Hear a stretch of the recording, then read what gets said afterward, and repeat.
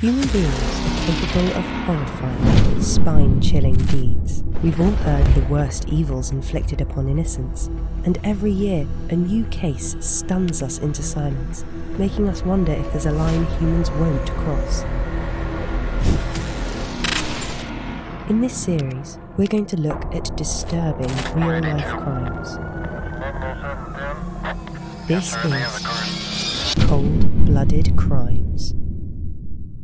Margaret Allen was born in 1906 on Plantation Street in the small town of Rawtenstall in southern Lancashire. It was during the industrial era of the UK, and towns were filled with smog from factories and mills.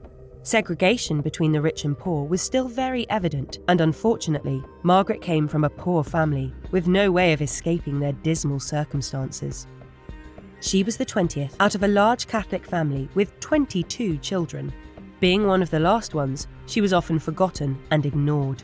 This left her feeling unwanted, but also gave her the freedom to do whatever she wanted without facing serious consequences. At an early age, Margaret realised that she was different from other girls. She didn't feel like she belonged in her body, rejecting any feminine traits and behaving like a man. From a working age, she chose to hang around men and pick up masculine jobs. She worked at mills, loading coal, acting as a labourer, a postman, and eventually a bus conductor. As time went, Margaret found it hard to express herself. During this period, homosexuality was extremely frowned upon, and apart from being considered a grave sin by religious sects, it was also a crime against the state in the UK. However, most of this oppression was faced by the men identifying as gay. Lesbians weren't as targeted. This brought on further confusion for Margaret and added to the feeling of being disregarded, as though she wasn't homosexual enough to be frowned upon. In her early 20s, she fully identified as lesbian and openly expressed it through the way she dressed. She cut her hair short and slicked it back and dressed in men's clothing. These attempts at understanding herself and trying to change how people viewed her caused her to adopt an aggressive nature, which came to define her. She was prone to swearing a lot and having fits of violence. She carried herself in ways considered to be unladylike, just to prove she was a man. However, what might have been viewed as a deliberate attempt at becoming a man might have been a defense mechanism she used to hide the confusion she was facing. It was clear this misunderstanding over her gender was affecting her negatively, and with no one to guide her through it, she resorted to acting out. In 1935, Bill was checked into the hospital for a short time. When released, he told people that he's undergone a delicate procedure that changed him from being a woman to a man, and she formally presented herself as Bill. Despite the outward change in her behaviour, the chances that she had an operation were very low, and she might have been lying. Such surgery wasn't performed in the UK till 1951, and it was done in secrecy because of the risks and controversy it brought. It seems Bill lied about it to convince everyone he was physically a man, in hopes they might accept him more. The change from Margaret to Bill came with deeper anger and mental issues for him. He became a bus conductor in 1942. He would get violent with the passengers for taking too long to sit down, verbally and physically abusing them. By 1946, his employers had enough of his behaviour, and he was fired. Losing his job added to the stress he was facing from the loss of two people close to him. The first was Anne Cook, Bill's only female friend and someone he hoped would become his girlfriend. The two were close, but Bill went too far when he took Anne on holiday to Blackpool and came on to her sexually. Anne was angry and offended, ending their friendship abruptly. Bill was deeply hurt by the rejection, and it left him even more confused about his identity. In 1943, Bill's mother passed away. This second loss hurt him even more and sent him into depression. With no job and still being viewed as a woman, Bill felt lost in the world. He stopped eating and became erratic and messy. He also smoked and drank a lot. In 1947, Bill put together his savings and bought a dilapidated building on 137 Backup Road. Unfortunately, life was still not looking great for him. His ill health and financial debts plagued him. On his low pay, he could no longer afford to finish paying his rent or afford the coal and electricity bills. He was facing eviction. His depression was getting worse, and it is said he made several attempts on his life in this house. Bill's behaviour was unpredictable, and he would soon break.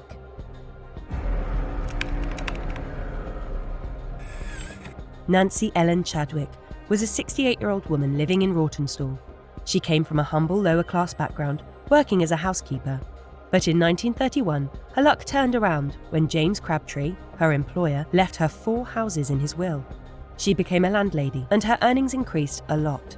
She had the means to live a better life, but strangely, Nancy stuck to her ways. She became eccentric and a scrounger, walking around with large amounts of money, but being very reluctant to spend it. She dressed to look poor and acted the same way. Because of this, she became unpopular, and even her family found her to be odd. Nancy and Bill met through a mutual acquaintance and were casually introduced. They later bumped into each other in town and stopped to have a chat. During the conversation, Nancy mentioned she was out of sugar and couldn't get more because of the after effects and ratios brought on by the Second World War. Bill offered to lend Nancy some sugar and would bring it to her home. After this meeting, Bill visited Nancy's home a few times, though he never took any sugar with him. On the morning of August 28, 1948, Bill shortly visited Nancy again. This time, he told her he would have the sugar by the coming Monday and get it to her. About an hour later, Nancy happened to be on Backup Road and saw her friend, Bill. She asked him to invite her in, as it was always Bill who visited her, but Bill didn't want her to come in and made it very clear. Standing outside Bill's door was the last time Nancy was seen alive. Her body was found the next day, lying face down on the ground, with her coat collar covering her battered head. She was found at 3:55 by a bus driver, Herbert Beaumont. Detectives from Scotland Yard were notified and arrived on the scene. The investigation began. It was determined that her wounds were caused by a pointed end of a coal hammer. As they noticed ash residue on her body, a trail of blood was also found on the body, leading to Bill's house across the street. Despite the evidence building against him, Bill was seen on the scene staring at the detectives and even coming forward to offer help. He said he saw a suspicious object floating in the nearby River Irwell and the police should check it out. The object turned out to be Nancy's purse. It was empty. Nancy was known for walking around with large sums of money in her purse. The discovery of it being empty gave the detectives a clue that the motive for murder could have been a robbery.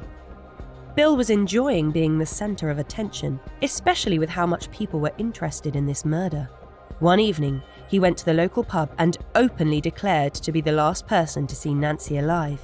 He even repeated this for the next couple of days, going to the pub, getting drunk, and talking about the murder investigation to anyone who would listen. The detectives didn't trust him, and with his boisterous behaviour, they decided to give him a visit. On September 1st, they went to his house and found bloodstains on the inside wall close to the doorway. Once inside, they discovered more bloodstains in the cellar and several of Nancy's personal belongings.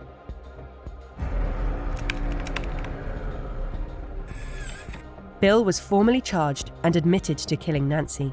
However, there was no remorse in her confession. She said, "I was in a funny mood. She seemed to insist on coming into the house.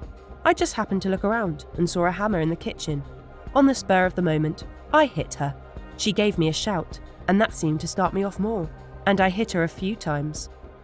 Bill was taken to Rawtenstall magistrates for his initial plea.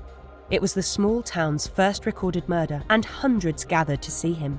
Despite being referred to as Bill for years, in the court he was addressed as Margaret Allen.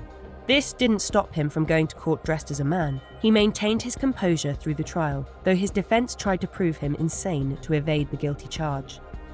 On December 8th, after a 5-hour trial, it took the jury 15 minutes to reach a verdict. Bill was found guilty of murder and sentenced to death. His defence and family tried to start a petition, but only managed to get 162 signatures. This was not enough to save Bill. Bill maintained his aggression through his final moments. He verbally abused the prison guards and loudly complained about everything around him. He refused to eat his last meal, kicking it over and giving no final statement or apology.